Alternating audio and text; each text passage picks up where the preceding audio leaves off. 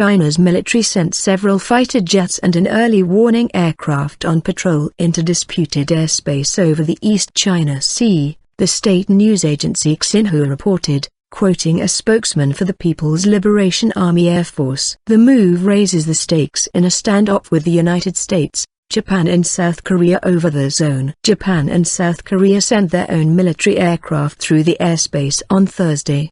The Chinese patrol mission was a defensive measure and in line with international common practices, said Shen Jinke, a spokesman for China's Air Force. Ties between China and Japan have been strained for months by the dispute over the islands in the East China Sea, called the Diaoyu by China and the Senkaku by Japan. The islands are currently under Japanese administrative control. China last week unilaterally announced that foreign aircraft, including passenger aircraft, passing over the islands would have to identify themselves to China. Sign of support. Earlier this week, Washington sent 2 unarmed B-52 bombers through the airspace without first informing Beijing, a sign of support for its ally Japan. Although there are risks of a confrontation in the defense zone, U.S. and Chinese military officials have stepped up communication with each other in recent years and are in regular contact to avoid accidental clashes breaking out. U.S. Vice President Joe Biden is visiting China,